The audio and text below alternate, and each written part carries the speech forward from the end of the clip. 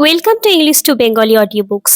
আজকে আমরা শুনে নেব হেক্টর গার্সিয়া ও ফ্রান্সিস মিরালেসের লেখা একটা বিখ্যাত বই ikigai, the Japanese secret two a long and happy life. তাহলে চলো আমরা একটু একটু করে গল্পটাকে বোঝার চেষ্টা করি। ইকিগাই কি? জাপানি ভাষায় ইকিগাই শব্দটির অর্থ যে কারণে প্রতিদিন সকালে ঘুম থেকে উঠতে ইচ্ছে করে। এটি জীবনের উদ্দেশ্য, মানে, আনন্দ এবং অস্তিত্বের গভীর কারণকে বোঝায়। এই বইটি মূলত অনুসন্ধান করে কেন কিছু মানুষ দীর্ঘদিন সুস্থ ও সুখী জীবনযাপন করে, কিভাবে জীবনে অর্থ খুঁজে পাওয়া যায়, কিভাবে কাজ, ভালোবাসা ও দৈনন্দিন অভ্যাস আমাদের জীবনের মান বাড়ায়। লেখকেরা জাপানের ওকিনাওয়া দ্বীপে যান, যেখানে বিশ্বের সবচেয়ে বেশি শতায়ু মানুষ বাস করেন। তাদের জীবনযাত্রা, মানসিকতা ও দর্শন থেকেই উঠে আসে ইকিগাইয়ের ধারণা। ওকিনাওয়া মানে হলো দীর্ঘায়ুর দ্বীপ। ওকিনাওয়াকে বলা হয় ল্যান্ড অফ ইমমর্টালস। এখানে হৃদরোগ ও ক্যান্সারের হার খুব কম। মানুষ 90 থেকে 100 বছর পর্যন্ত এখানে সুস্থভাবে বাঁচে। বৃদ্ধ বয়সেও মানুষ কাজ করে, হাসে, সমাজে সক্রিয় থাকে। লেখকেরা লক্ষ্য করেন এই মানুষদের জীবনে অবসর প্রায় নেই। তারা সারা জীবন কোনো না কোনো কাজে যুক্ত থাকে, যা তাদের আনন্দ দেয়। এটাই তাদের ইকিগাই। ইকিগাইয়ের মূলত 4টি স্তম্ভ। এই বইটি ইকিগাইকে বোঝাতে একটি বিখ্যাত কাঠামো ব্যবহার করেছে। ইকিগাই হলো সেই জায়গা যেখানে 4টি বিষয় একসাথে মেলে।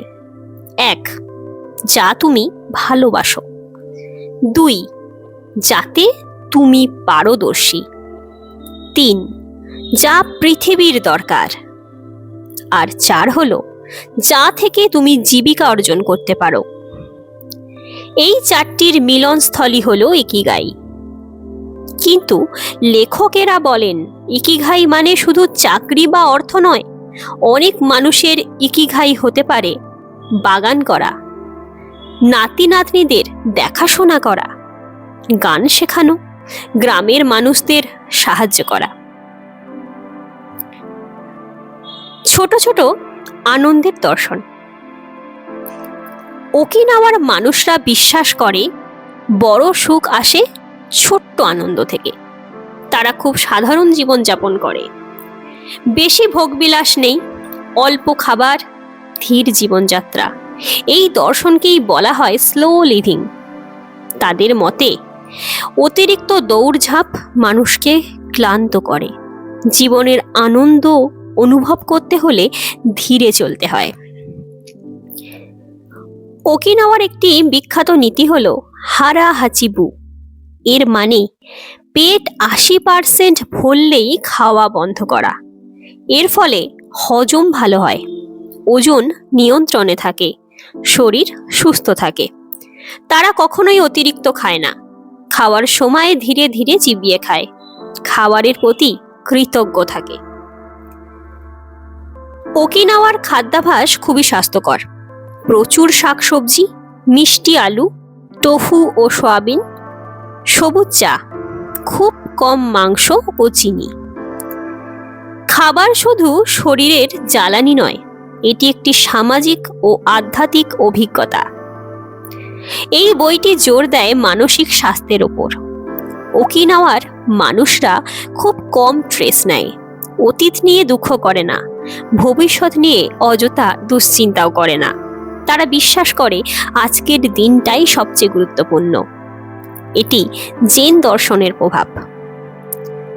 লেখকেরা মনোবিজ্ঞানী মিকসেন্ট মিহাইয়ের তত্ত্ব তুলে ধরেছেন, যাকে বলে ফ্লো। ফ্লো মানে এমন কাজে নিজেকে সম্পূর্ণভাবে ডুবিয়ে দেওয়া, সময়ের কথা ভুলে যাওয়া, কাজের মধ্যেই আনন্দ পাওয়া। ওকিনাওয়ার বৃদ্ধরা যখন মাছ ধরে, হস্তশিল্প বানায়, বাগান করে, তখন তারা এই ফ্লো অবস্থায় থাকে। ওকিনাওয়াতে আছে মোয়াই নামক সামাজিক গোষ্ঠী। এগুলো আজীবনের বন্ধুত্বের দল। মোয়াইয়ের সদস্যরা একে অপরকে মানসিক ও আর্থিক সাহায্য করে, একসাথে খায়, হাসে, কথা বলে, একা পড়ে গেলে পাশে দাঁড়ায়। এই সামাজিক বন্ধনই তাদের দীর্ঘ জীবনের বড় রহস্য। পশ্চিমা সমাজে অবসর মানে কাজ বন্ধ, নিষ্ক্রিয় জীবন। কিন্তু জাপানে মানুষ কাজ থামায় না, শুধু কাজের ধরন বদলায়। ওকিনাওয়ার মানুষরা বিশ্বাস করে কাজ মানেই জীবন। কাজ থেমে গেলে মন ভেঙে যায়, শরীর দুর্বল হয়। বইটি আধুনিক মানুষের সমস্যার কথাও বলে, এই যেমন অতিরিক্ত স্ট্রেস, অর্থকেন্দ্রিক জীবন, উদ্দেশ্যহীনতা। লেখকেরা বলেন ইকিগাই খুঁজতে হলে নিজেকে প্রশ্ন করতে হবে, ধৈর্য ধরতে হবে, ছোট জিনিসে আনন্দ খুঁজতে হবে। ইকিগাই হঠাৎ পাওয়া যায় না, এটি ধীরে ধীরে গড়ে ওঠে। বই অনুযায়ী ইকিগাই খোঁজার কিছু উপায় আছে, আর সেগুলি হলো নিজের ভালো লাগার কাজ লিখে ফেলো, প্রতিদিন সামান্য উন্নতির চেষ্টা করো, অন্যের সঙ্গে তুলনা বন্ধ করো, বর্তমান মুহূর্তে বাঁচো। ইকিগাই মূলত মৃত্যু এড়ানোর দর্শন নয়, এটি জীবনকে পূর্ণভাবে বাঁচার দর্শন। ওকিনাওয়ার বৃদ্ধরা মৃত্যুকে ভয় পায় না, তারা জীবনের প্রতিটি দিনকে অর্থপূর্ণ করে তোলে। ইকিগাই আমাদের শেখায় সুখ মানে বিলাস নয়, উদ্দেশ্য মানে বড় কিছু নয়, আনন্দ লুকিয়ে থাকে দৈনন্দিন জীবনে। যদি আমরা নিজের কাজ ভালোবাসি, সম্পর্ককে গুরুত্ব দিই, শরীর ও মনকে যত্ন করি, তাহলে আমাদের জীবনও হতে পারে দীর্ঘ, শান্ত ও অর্থপূর্ণ। তাহলে বুঝতে পারলে এই বইটা আমাদেরকে কি শেখাতে চায়? আশা করি তোমরা এটা থেকে অনেক উপকৃত হবে। তো ভালো থেকো, সুস্থ থেকো। আবার পরের ভিডিওতে নতুন কোনো গল্পের সাথে আমাদের